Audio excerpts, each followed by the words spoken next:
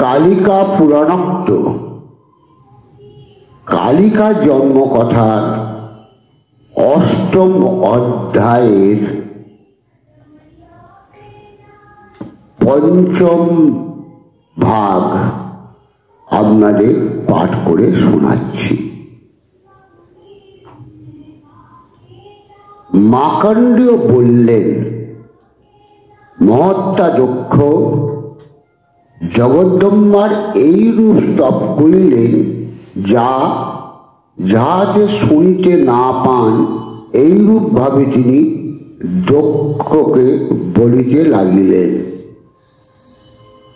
তখন অম্বিকা কেবল দক্ষ শুনিতে পান ও অপরে শুনিতে না পায়, এইরূপ ভাবে ততস্থ জনগণকে মোহিত করিয়া বলিতে লাগিলেন, হে মুনিবর, তুমি পূর্বে যে কার্যের জন্য আমাকে আরাধনা করিয়াছিলে, তোমার সেই অভিলাষিত কার্য সিদ্ধি হইয়াছে। এখন সময় মতো অবধারণ করো। মার্কণ্ড আবার বললেন। তখন দেবী এই কথা বলিয়া দক্ষকে নিজ মায়ায় আচ্ছন্ন করিলেন। আপনি শৈশব ভাব অবলম্বন করিয়া জননী পার্শ্বে রোদন করিতে লাগিলেন।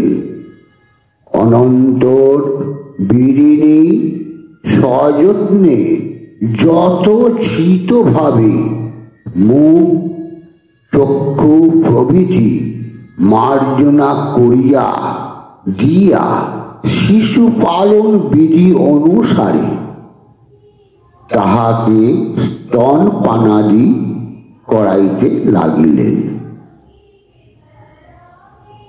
তিনি বারিণী ও মহাত্মা দক্ষ কর্তৃক পালিত হইয়া শুক্লপক্ষের শশধরের ন্যায় দিন দিন বাড়িতে লাগিলেন।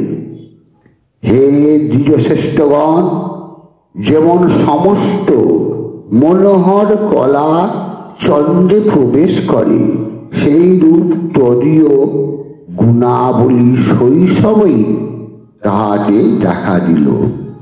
যখন তিনি সখী মধ্যে নিজভাবে ক্রীড়া করিতেন, তখনই নিরন্তর মহাদেবের প্রতিমূর্তি লিখিতেন।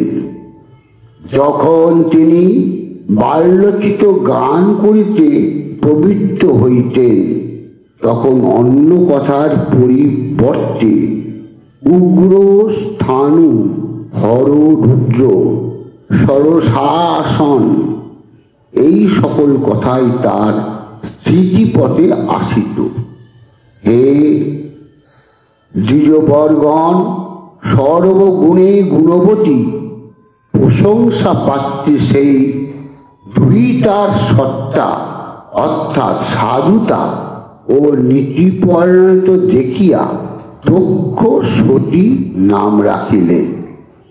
বাল্যকালেই নিত্য ভক্তিমতী সেই দুহিতার প্রতি দক্ষ এবং বীরিণীর অনুপম বাৎসল্য প্রতিদিন প্রতিক্ষণে বাড়িতে লাগিল।